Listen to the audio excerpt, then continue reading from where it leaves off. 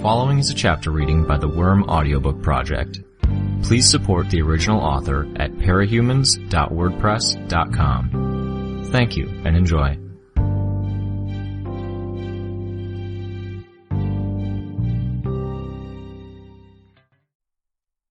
Paige's jaw hurt. Being muzzled like an animal did that. The other restraints weren't so bad, but that was only in a relative sense. Her hands were buried in a pair of reinforced metal buckets, each filled with that damn pastel yellow foam. The buckets themselves were linked together behind her back, with comically oversized chain links. It would have been intolerably heavy if it weren't for the hook on the back of her chair, which she could hang the chain on. Strips of metal had been tightened just under her armpits, near the bottom of her rib cage, her upper arms and waist, with 2 more bands around each of her ankles.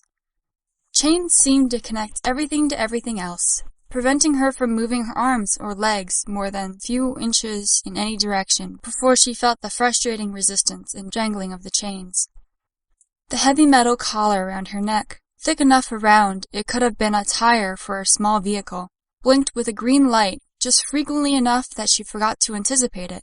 She got distracted and annoyed by its appearance in her peripheral vision each time it flashed. The irony was, a pair of handcuffs would have sufficed. She didn't have enhanced strength, no tricks to slip her restraints, and she wasn't about to run anyways. If any of that was a real possibility, she wouldn't have been allowed in the courtroom. The prosecution argued that she could have enhanced strength, that she could be a flight risk, and her lawyer hadn't done a good job enough of arguing against it, so the restraints had gone on, which meant she got trussed up like Hannibal Lecter as though she were already guilty. Unable to use her hands, her hair, the vibrant, startling yellow of a lemon, had slipped from where it was tucked behind her ears, and strands now hung in front of her face. She knew it only made her look more deranged, more dangerous, and there wasn't anything she could have done about it. If she had been able to, she would have had a comment or two about that, or at least she could have asked the lawyer to tidy her hair. She could have argued with the man that had been hired as her defense, instead of waiting hours or days for a response to each of her emails. She would have demanded that her basic rights be met, but she couldn't say anything. A leather mask reinforced with the same metal strips that were on her body and a cage-style grill of small metal bars were strapped over her lower face. The interior of the mask was the worst thing, because the arrangement extended into her mouth, a framework of wires keeping her mouth fixed in a slightly open position, her tongue pressed down hard against the floor of her mouth. The barbaric setup left her jaw, her tongue, and the muscles of her neck radiating tension and pain. Silence! All rise, please. This court is now in session. The Honorable Peter Reagan presiding. It was so hard to move the restraints. Her lawyer gripped the chain running between her armpit and her upper arm to help her get a standing position, but she stumbled anyways, bumped into the table. There was no way to be graceful when you were wearing restraints that weighed half as much as you did. Ladies and gentlemen of the jury, have you reached a verdict? We have, Your Honor. Paige watched as the clerk delivered the envelope to the judge. In the matter of the state of Massachusetts versus Paige Maccabee, as to the count of attempted murder, how do you find? Not guilty, Your Honor. Paige sagged a little with relief. In the matter of the state of Massachusetts versus Paige Maccabee, as to the count of aggravated assault with parahuman ability, how do you find? Guilty, Your Honor. Paige shook her head as well as she was able. No, this wasn't fair. She almost missed the next line. Sexual assault with a parahuman ability, how do you find? Guilty, Your Honor. Sexual assault? The words chilled her. It wasn't like that. Is this your verdict? Yes, Your Honor. Paige Maccabee, please direct your attention to me, the judge spoke. She did, eyes wide, shell-shocked. Determining sentencing for this case is not easy. As your lawyer has no doubt made you aware, you do not fall under the umbrella of the TSPA or the 3 Strikes Act. At the age of 23, you have been convicted of no prior crimes. According to the witnesses heard in this court, you first demonstrated your abilities in early 2009. You were vocal about not wanting to be a member of the Protectorate, but you also expressed a disinterest in a life of crime. This state in which an individual does not identify as hero or villain is part of the PRT, classifies as a rogue. It is in our interests to promote the existence of rogues. As the portion of parahumans in our society slowly increases, many rogues do not cause confrontations, nor do they seek to intervene in them. Instead, the majority of these individuals turn their abilities to practical use. This means less conflict, and this serves the betterment of society. These sentiments mirror those that you have expressed to your family and friends, as we heard in this courtroom over the last few weeks. Those facts are in your favor. Unfortunately, the rest of the facts are not. Understand, Miss Maccabee, our nation uses incarceration for several reasons. We aim to remove dangerous individuals from the population, and we do it punitively, both for justice against transgressors and to give our criminals pause. Each of these applies in your case. It is not only the heinous nature of the crime that must be addressed by the sentencing, but the fact that it was performed with a power. Laws are still new in the face of parahuman criminality. We become aware of new powers on a weekly basis, most, if not all, warranting careful and individual attention in respect to the law. In many of these cases, there is little to no precedent to fall back on. As such, the courts are forced to continually adapt, to be proactive and inventive in the face of new circumstances that parahuman abilities introduce. It is with all this in mind that I consider your sentencing. I must protect the public, not only from you, but from other parahumans that might consider doing as you did. Placing you in a standard detention proves problematic and exorbitantly expensive. It would be inhumane and harmful to your body to keep you under restraint for the duration of your incarceration. Special facilities, staff, and countermeasures would have been arranged to keep you in isolation from other inmates. You possess a significant flight risk. Finally, the possibility of you re-entering society by escaping or parole is particularly concerning, given the possibility of a repeat offense. It is with this in mind that I have decided that there is significant cause to sentence you outside the scope of the TSPA, guilty on 2 counts. The defendant, Paige Maccabee, is sentenced to indefinite incarceration within the Bauman Parahuman Containment Center. The birdcage. The noise in the courtroom was deafening. A roar of cheering and booing, movement, people standing, reporters pushing to be the first ones out the door. Only Paige seemed to be still. Cold, frozen in stark horror. Had she been able to, that might have been the moment she lost it. She would have screamed her innocence, thrown a fit, even swung a few punches. What did she have to lose? This sentence was little better than an execution. Some would say it was worse. There would be no escape, no appeals, no parole. She would spend the rest of her life in the company of monsters.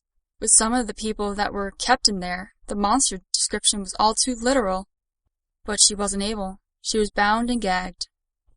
2 men that were bigger and stronger than her placed their arms under her armpits, practically carrying her out of the courtroom. A third person in uniform, a burly woman, walked briskly behind them, preparing a syringe. Panic gripped her, and with her having no way to express it, do anything with it, the hysteria only compounded itself, making her panic more. Her thoughts dissolved into a chaotic haze. Before the syringe of tranquilizers was jammed into her neck, Paige Maccabee fainted. Paige woke up and enjoyed 5 seconds of peace before she remembered everything that had happened. Reality hit her like a splash of cold water in the face. Somewhat literally. She opened her eyes, found them dry, the world too bright to focus on. The rest of her was damp, wet. Beads of water trickled down her face.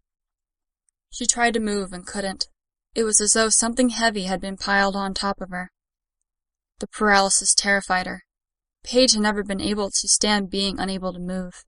When she had gone camping as a kid, she had preferred to leave her sleeping bag unzipped and be cold rather than be confined inside it. It was that foam, she realized.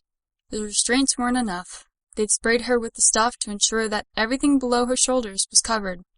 It gave a little to allow her to exhale. She could even shift her arms and legs a fraction, lean in any given direction. The harder she pushed, however, the more resistance there was. The second she relaxed her efforts, everything sprung back to the same position with the foam's rubbery pull. She felt nausea well in her gut. Her heartbeat quickened, her breathing increased, but the mask made her breath feel confined. The water made her mask damp, so it clung to her mouth and nose. There were slits for her nostrils and mouth, but it was so little. She could not take a deep breath without drawing water into her mouth, and with the tongue depressed, she could not swallow easily. The room lurched. She had to stop herself before she lost her breakfast. Puking with the mask on, she might choke. Dimly, she realized where she was. A vehicle. A truck. It had passed over a pothole. She knew where it was taking her, but if she couldn't get free, she was going to lose her mind before she got there. "The little bird's awake," a girl spoke, with a hint of a nasal Boston accent. A man grunted. Paige knew the bird reference was due to the stray feathers that stuck out of her scalp. Her powers would come with extremely minor cosmetic changes, turning her hair the bright yellow of a banana or a baby duck. It affected all of the hair on her body, even her eyelashes, eyebrows, and the fine hairs on her arms. The feathers had started growing in a year ago, the exact same shade as her hair, only a handful at a time. At first, alarmed and embarrassed, she clipped them off. Once she'd realized that no further changes were occurring, she relaxed and let them grow in, even showed them off. Paige turned her attention to the two people in the vehicle with her, glad for the distraction of her burgeoning panic. She had to force her eyes to stay open, painful as the light was, wait for her eyes to focus. Sitting on the bench beside her was a girl about her own age. The girl had an Asian cast to her features. Her eyes, though, were a very pale blue, betraying some Western heritage. The girl wore the same orange jumpsuit as Paige, and every part of her except her shoulders and head were covered in the yellow-white foam. Her straight black hair was plastered to her scalp by the wet. The man sat on the other bench. There was more foam around him than there was around Paige or the other girl combined.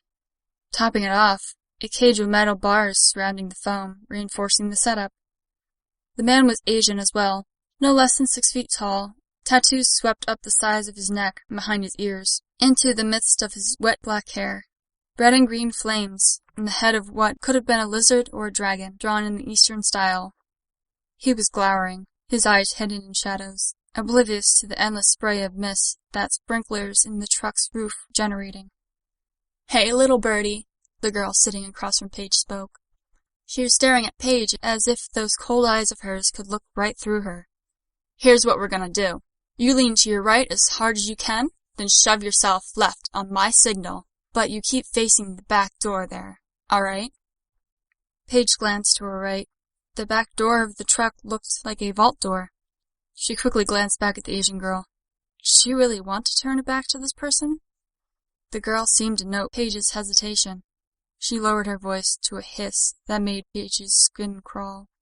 "Do it, unless you really want to gamble on the chance that I'd be able to find you in the prison if you don't do as I say." Paige's eyes widened. This was the sort of person she was going to have to be locked up with. She shook her head. "Good little birdie. Now, lean to your right, look at the door."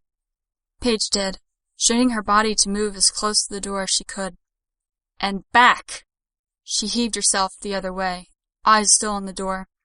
Something heavy cracked against the back of her head. She tried to pull away, sit upright again, but was stopped as the mask caught on something. When she felt hot breath on the back of her neck, she knew what she got caught on. The other girl had gripped the strap of the mask in her teeth. There was a tug, then the girl lost her grip, and the two of them were pulled back to their individual positions by the rubbery foam. "Shit!" the girl growled. "Again!" It took 2 more attempts. On the first, the strap came free from the buckle, and on the second, the girl gripped the mask itself and pulled. Paige turned her head in the girl's direction so the pacifier cage on the inside of her mouth could be pulled free. Tendrils of drool extended down from her mouth as she worked her jaw and tongue, trying to swallow properly. She let out a whimper as sensation returned to the parts of her face that had gone numb. "2 questions," the Asian girl mumbled, with her teeth still gripping the mask's leather between them. "Your power." Paige had to work her jaw and mouth a second before she could speak. "My power?" I sing. Really well. The Asian girl frowned. What else? It makes people feel good. When I get going, I can affect them, alter their emotions, make them susceptible to follow instructions. The girl nodded. The collar? Paige looked down at the heavy metal collar around her neck. It's a setup to inject the tranquilizers into my neck if I sing or raise my voice. Okay, the girl mumbled. Take the mask. Why? Take it! Paige nodded. They leaned away from each other, then swung together, the girl passing the mask to her. She clenched it in her teeth, feeling her jaw ache. Drop that, and I'll turn you inside out, the girl spoke. Lung! Hey, Lung! Wake up! The man sitting opposite them raised his head a fraction, opened his eyes. Maybe. Paige couldn't quite tell. I know it's hard with the stuff they pumped into you, but I need your power. Birdie, lean forward, show him the mask. Paige did her best to push herself forward against the foam that was layered against her chest and stomach, gripping the strap in her teeth, the mask dangling below her chin. I need you to heat the metal, Lung, the girl spoke. Get it fucking hot. Lung shook his head. When he spoke, there was no Boston accent in his voice. The accent that was there made his words clipped, clearly not the voice of a native English speaker. The water is too wet, too cold, and I cannot see it well. My eyes have not healed entirely. It is hard to see through this spray. Do not bother me with this. Try, you miserable fucker. Failure of a leader. It's the least you can do after getting your ass kicked by a little girl. Twice. Enough, Bakura, he growled. He slammed his head back against the metal of the truck's wall behind him, as if to punctuate his statement. What?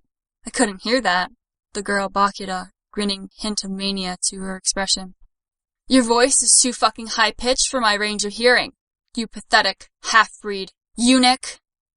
Enough! He roared, again slamming his head against the wall of the truck. I will kill you, Bakura, for these insults. I will tear your arm from your socket, and I will shove it. Piss off, she interrupted him, practically screeching. Good! Use it! Heat the motherfucking metal! The metal strip around the edges! Still panting with the exertion of shouting, Lung turned his attention to the mask. Paige winced at the heat of the blast against her face, started to pull away, but stopped as Bakura spoke. Focus it! Bakura shouted. Focus on the edges! The radiation of heat ceased, but Paige became aware of a stringent, smoky smell. Hotter! As hot as you can get it! The smell was too strong, too acrid. Paige coughed a few times, hard, but she didn't lose her grip on the mask. Now, Birdie, same maneuver as before, but don't let go. Paige nodded. She leaned away and swung in Bakura's direction. What followed surprised her even more than when Bakura had bitten into the strap of the mask. The Asian girl set about savaging the red-hot metal with her teeth, digging into it even as they had to pull away. Softer with the heat, the thin metal strip pulled free of the mask itself. The metal that ran along the strap cut Paige's lip as it came off. She almost dropped the mask, but managed to snap her teeth to catch the buckle in her teeth before it could fall to the floor. As the strip came free, Bakura pulled back and jerked her head to the one side, hard, impaling herself in the shoulder with one end of it. She screamed, and blood ran down from one of the burns in her mouth. Paige looked at Lung. The huge man did nothing, remaining silent. He only watched dispassionately as Bakura's chest heaved with the exertion and pain, her head hanging down. What the hell are you doing? Paige breathed. No hands. Have to make do, Bakura panted. Again, before my body realizes how badly I'm hurting it. Paige nodded. She wasn't about to argue with the supervillain that was threatening to turn her inside out. The ensuing attempts weren't any prettier or easier. The second long metal strip was freed, and Bakura impaled that one into her shoulder as well. The metal grills from the exterior and the interior parts of the mask were next to be pulled free. Paige was left holding only the leather portion of the mask, the straps, and the covering that had gone over her mouth and nose. Seeing Bakura gingerly balance the metal grills on her free shoulder against the tacky foam so they wouldn't slip down, Paige did the same with the leather of the mask. "What did you do to get sent here?" Paige asked. "Last I heard, before we lost power to our neighborhood, the body count was almost at 50. "You killed 50 people?" Bakita grinned, and it wasn't pretty, with her lips as ravaged as they were. "Injured 2 more, too. And there were those who got brain damage. 1 or 2 might have gone homicidally insane. And I know a bunch got frozen in time for 100 years or so. It gets blurry. The crowning moment was the bomb." "Bomb?" Paige asked, eyes widening. "Bomb. They said it was as powerful as an atom bomb. Idiots. They didn't even understand the technology behind it. Philistines. Sure, it was about that powerful, but that wasn't even the real damage. The amazing thing would have been the electromagnetic wave it generated. Wipe every hard drive, fry every circuit board, for every piece of machinery over a full fifth of America. The effects of that would have been worse than any atom bomb." Unable to wrap her mind around that, Paige glanced at Lung. "And him?" "Lung? He's the one that told me to do it. Man in charge, he is." Lung's head moved fractionally, but with the shadows under his brow, Paige couldn't tell if he was watching. "You?" Bakita asked Paige. "What'd you do to get sent here?" "I told my ex to go fuck himself." There was a pause. Then Bakita started cackling. "What?" "It's complicated." Paige looked away and down. "You gotta explain, Bertie." "My name's Paige. My stage name was Canary." "Oh," Bakita spoke, still cackling a little as she gripped one of the metal strips that was spearing into her shoulder and pulled it free. Holding it in her teeth, she spoke. "That's no good. You calling yourself Canary in prison?" "I didn't intend to go to prison." "Who does?" "I mean, I'm not even a supervillain. My power? It makes me a fantastic singer. I was making a lot of money doing it.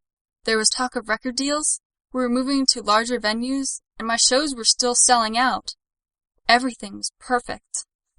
Bakita let the strip swing from her teeth until it dangled, then carefully maneuvered it until she was gripping the far left side of it. She leaned back, her head facing the ceiling as she slid the other metal strip, the one impaled in her shoulder, into her mouth as well. She was holding one end of each strip in her mouth, pausing. She asked, "What happened?" Paige shook her head.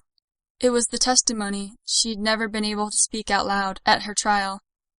"I'd just finished my biggest show yet. 2 hours on stage. A huge hit. Crowd loved it all. I wrapped up, went backstage to rest, get a drink, and ran into my ex. He told me that since he was the one who pushed me to get out on stage in the first place, he deserved credit. Wanted half the money." She laughed a little. "Ridiculous. Like I'm supposed to ignore the fact that he cheated on me and told me I was never going to make it for real when he left?" Bakita nodded. She pulled away from the strips, where she'd managed to tie them in the semblance of a knot. She used her teeth to bend the now jointed strips into an L shape, with the end that wasn't impaled into her shoulder, now in a position in front of her. She closed her mouth on it. "We argued, and then I told him to go fuck himself. He left, and I didn't give it a second thought, until the police showed up at my door." Bakita pulled her mouth away from the end of the strip. She bent into a loose V shape. She frowned at it, then glanced at Paige. "And?" "He'd done it. I guess I was still amped up for my performance, and my power's effects were still empowering my voice. Or he was in the audience and was pretty heavily affected. So when I told him to go fuck himself, he did. Or he tried. And when he'd found it was physically impossible, he hurt himself, until—" Paige closed her eyes for a moment. I won't go into the details." Sucks to be him." Bakita raised her eyebrows, still working the metal strip inside of her mouth. She pulled away, verified the ends as being as a rough O shape, and then gripped the strips in her teeth to pull the entire thing out of her shoulder with a grunt. She'd placed the end she'd reworked against the bench and slid her mouth down the length of the metal so she could get a grip on the other end. Taking hold of it in her teeth, she turned her attention to the wall of the truck between herself and Paige. There were locks placed at regular intervals against the wall, meant to secure the chain of standard handcuffs in place for those not doused in foam. She'd begin feeding the metal strip through the loop of the lock, Beads of sweat mingled with the water running down her face as she worked.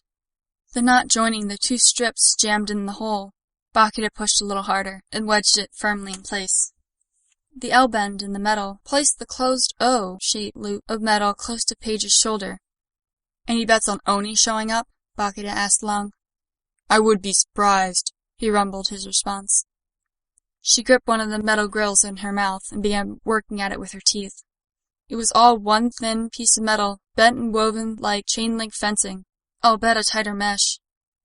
Now that it was no longer held securely in place by the metal strips, Bakita was free to start unwinding and straightening it.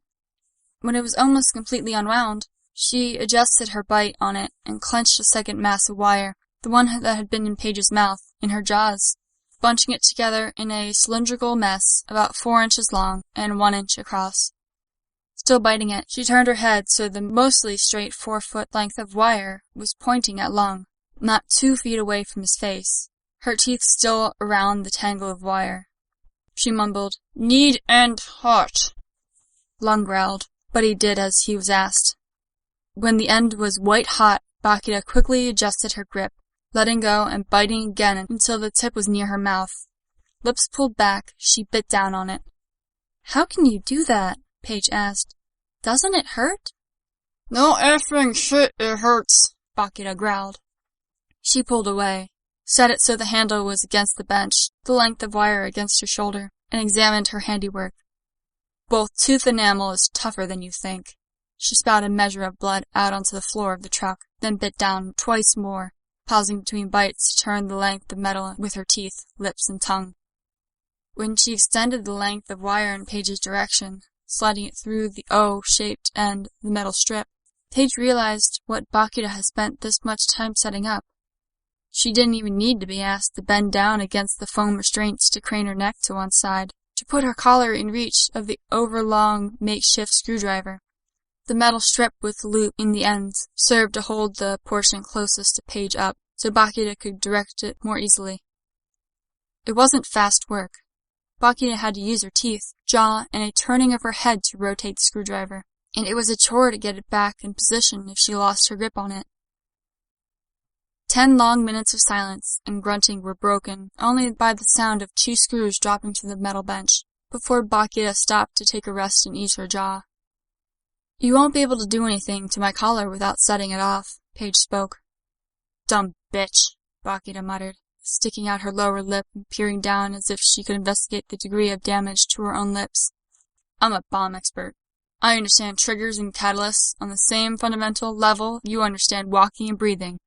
I can visualize mechanical things in a way you couldn't with 5 college degrees in 100 years. Insult me like that again and I'll end you." As if pushed to prove herself, she gripped the screwdriver in her teeth again and set to work again. A panel was pried off, and the unscrewing was resumed, deeper in the collar. Paige hesitated to talk again, knowing how easy the girl was to provoke, but the silence was crushing. "I guess it's a good thing this is a long drive, from Boston to British Columbia." "You were asleep a while." Bakita pulled away from the screwdriver, talking softly as if to herself. "Not as long as you think." Paige felt something come free from the heavy collar around her neck, saw Bakita tilt the screwdriver upward, sliding a glass tube with something glowing inside down the length of the metal bar. After a few minutes, another piece of machinery joined the glass tube, as though it was a high-tech shish kebab. "Tragic," Bakita spoke in her next rest. "This is beautiful work. Not the actual assembly. That's crap. It's obviously the tinker that designed this intended to be put together by regular schmoes. Wouldn't have screws and shit otherwise. But the way it's designed, the way everything fits together, makes a scientist proud. Hate to butcher it." Paige nodded. She didn't know enough about that sort of thing to risk commenting. As scary as the situation was, as curious as she was, she felt the lingering effect of tranquilizer in her system, an impending boredom. She closed her eyes. It didn't feel like her eyes were closed for more than a minute before she was woken by a shout of, "Birdie!" Paige jolted awake, turned to Bakita, and saw the work was done. Bakita hadn't just disassembled the collar, but had assembled components in a roughly sphere-shaped setup of metal and wires. It dangled from the remains of the mask and strap which Bakita held in her teeth. Lung spoke, his voice low, slightly accented.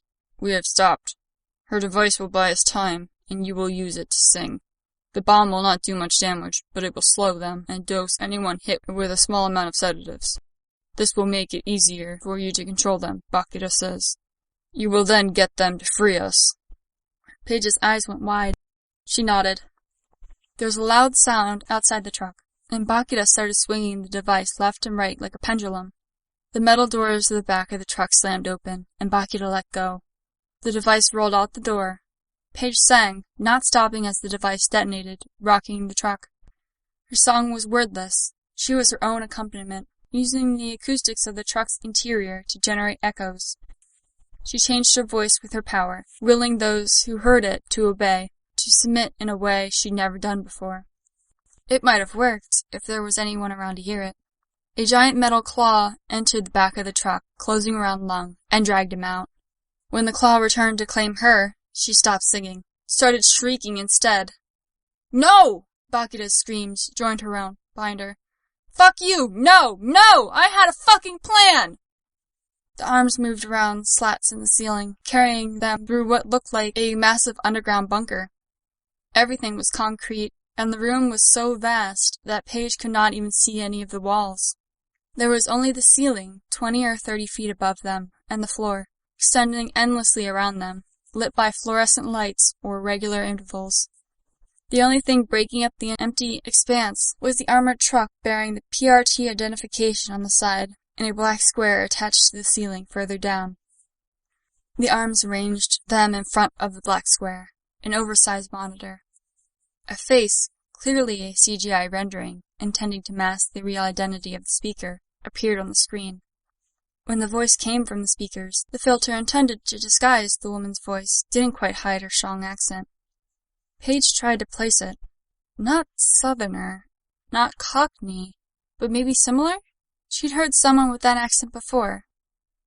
Prisoner 599, codename Lung. PRT powers designation Brute 49, asterisk, Blaster 26, asterisk, fire and heat only. Individuals reading or viewing this log are directed to see page 3 and 4 prisoner's file for particulars on powers. Recommended protocols were properly carried out with sprinkler system and added restraints. Chance of escaping following internment to the Bauman Parahuman Containment Center rests a fairly steady 0.000041%, with no gross deviations in any likely scenarios, within acceptable limits. Will be processed to cell block W. You're Dragon, Bakita spoke, eyes widening. No shit! Best tinker in the fucking world. I'd say I'm a fan, but I'd be lying. Paige couldn't help but react to that as well. Dragon had designed the birdcage, and much of the gear of the PRT used, including the containment foam. She was head and shoulders above any of the other tinkers that went out in power armor. Dragon sported a wildly different suit each time she deployed. Her stuff was so advanced that a group of criminals who had gotten away with stealing a damaged suit of her armor were now using the same technology to operate as top-of-the-line mercenaries, the Dragon Slayers. Dragon was also Canadian, which was the detail Paige needed to peg her accent as that of a Newfoundlander. Not an accent one heard very often these days. Prisoner 600, codename Bakita. PRT powers designation Tinker 6 with bomb specialty. Recommended protocols were not properly carried out. The formal tone of the voice dropped away as she muttered, I hate to get someone fired, but I'm going to have to report this. Supposed to be an S-class containment truck, and placed no less than 6 feet from other prisoners. Well, at least nothing came out of it. Fuck you, Dragon, Bakita snarled. Chances of escape from the Bauman Parahuman Containment Center is 0.000126%, with the potential gross deviation in the event of introduction of contraband material or a matter producer. With moderating, this chance drops to 0.000061%. Will be processed to cell block C. Prisoner 601, codename Canary, PRT powers designation Master 8. Recommended protocols were properly carried out with provided restraints and no parahuman personnel being brought within 300 yards of said individual's position. Hi, Canary. Paige blinked a few times in surprise. Hi? I followed your trial. I thought it was a damn shame things went like they did. I get that it was a reckless accident, but you don't deserve to be here. I even wrote a letter to your judge, the DA, and to your governor saying as much. I'm sorry it wasn't enough. The sympathy hit Paige hard. It was all she could do to stop herself from bursting into tears. I'm afraid I've got to do my job, and that means carrying out my role in enforcing the law. You understand? Whatever my feelings, I can't let you go. Yes. Listen, I'm sticking you in cell block E. The woman that put herself in charge of that cell block goes by the code name Lestrone. She's a pretty extreme feminist and misandrist, but she protects the girls in her block. And it's also the block furthest from the hole the men opened in the girls' half of the birdcage. If you're willing to play along, buy in or pretend to buy into her way of thinking, I think she'll keep you safest. Paige didn't have any words to reply. She just nodded. Okay. Prisoner 601's chance of escape from the Bauman Parahuman Containment Center is 0.00025% with no gross deviations. Do you three understand why I'm telling you this? Our chances of escaping are pretty slim, Bakita spoke. Yes. The Bauman Detention Center is a structure so complex I had to design an artificial intelligence to put it together. It's situated inside of a hollowed-out mountain, the walls of which are lined with layers of a ceramic of my own design, each such layer separated by volumes of dormant containment foam. If you puncture a hole in the outside of the mountain, you'd only wind up with more foam than you knew how to handle. That's the mountain. The prison itself is nicknamed the birdcage because it is suspended in the center of an empty mountain, hanging only by the same network of tubes that supplies prisoners and food to the cell blocks. Both the interior of the tubes and the interior of the mountain itself are vacuums. Even if an individual were to have powers allowing them to navigate the vacuum, I have 3,000 anti-grav drones in position at any given time, laying dormant in that lightless void, waiting for any signal, motion, energy, or air leakage to awaken them. Once awakened, a drone will move to the location of said anomaly and detonate. Many of my drones contain a load full of containment foam, but others contain payloads designed to counteract various methods one could theoretically use to traverse the vacuum. Some are quite lethal. These are not the only measures I have taken, but it wouldn't do to inform you of everything I have done to secure this facility. Not only that, your chance of successful escape is negligible, and the chance of you dying or being maimed for attempting it is much higher. Know that while I do not retain control over the structure and the ability to observe those within, enabling me to respond to emergencies such as natural disasters, you will not be able to manipulate this to your advantage. I will not, cannot intervene should a hostage be taken, or if an individual should threaten or perform damage to vital or luxury resources. There is no other way to run the prison effectively than to have you police and patrol yourselves. I stress, nothing you can do can convince me to free you. The elevators to the Bauman Detention Center go one way, down. I will be depositing you in the elevators now. You will be provided with a limited measure of oxygen, sufficient only to carry you safely to the bottom. Should you slow or stop the lift, or attempt to scale the interior of the tube, I expect you will likely fall unconscious, suffer brain damage, or die for your trouble. A counteragent for the containment foam will be applied as you descend, so that you are free before you reach the bottom. Lung and Bakita were carried off in different directions. Paige was the last to be carried away by the robotic arms. I'm sorry, Paige Maccabee. Dragon's tiny voice sounded, as the arms set her down. Good luck. The ground beneath her shifted, and then descended. Long walked with confidence to the hole, a word with double meaning, as it referred to the actual hole in the wall, as well as the more vulgar term for why many in men's half of the birdcage went there. It was the sole route into the women's prison. A group of women were on guard on the other side of the hole, standing or sitting at various vantage points there. "Who are you?" one of the women asked him. She was a striking woman with coffee-colored skin and a mouthful of teeth that looked like knife blades. "I'm Long." "You're new?" "Yes." "Which cell block are you in?" The question came from a heavy-set woman that looked more like a middle-aged soccer mom than a prisoner. Lung noted. However, each of the other girls that were on guard turned to listen when she spoke. "Well, ma'am," he spoke, taking an extra care not to offend. "You want a girl?" "I'm here only to visit one of my subordinates. Cell Block C." "Even if you aren't buying, I can't let you through for free. Gotta pay something. Marcus runs your cell block still. Divvies up the cancer sticks from his food crates fairly enough." "Yes."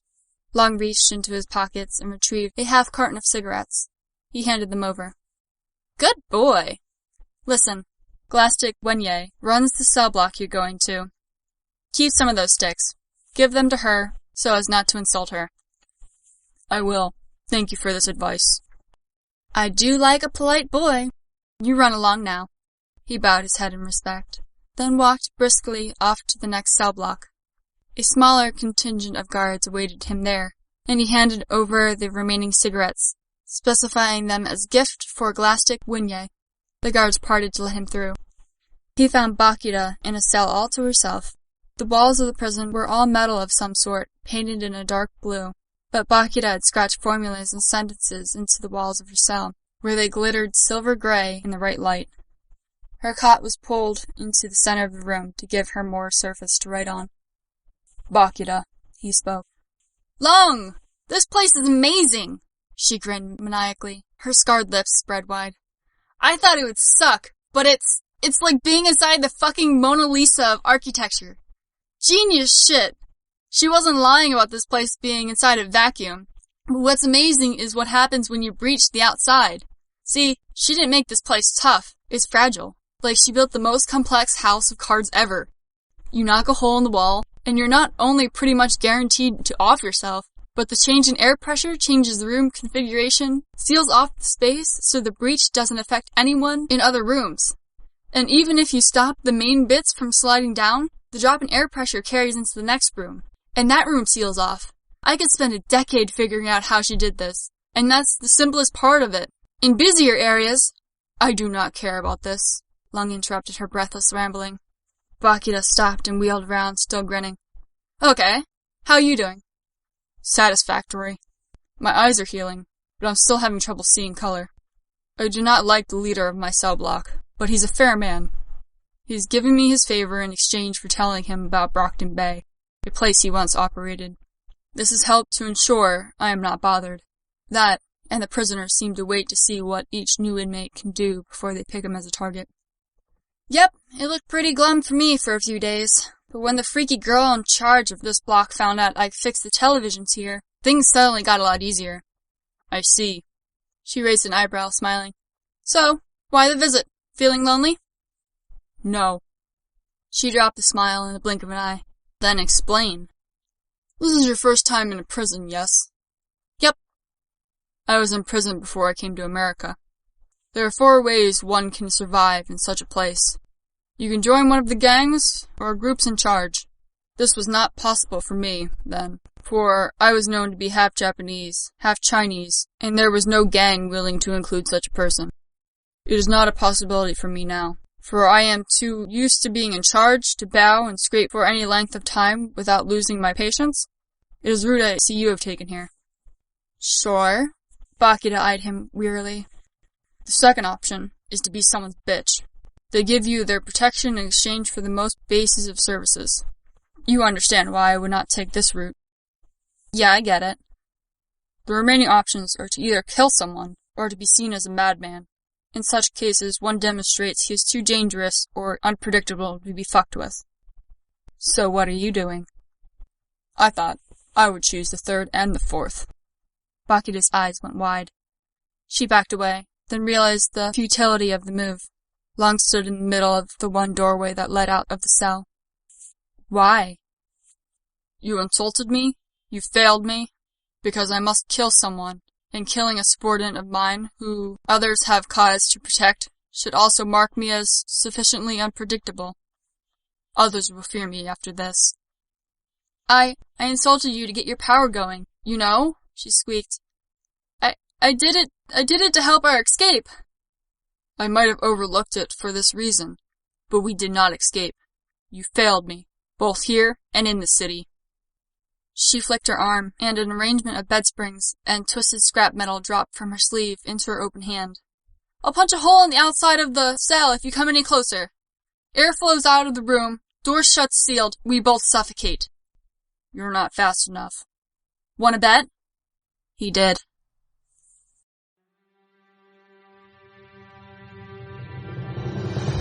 Hi, this is Rain.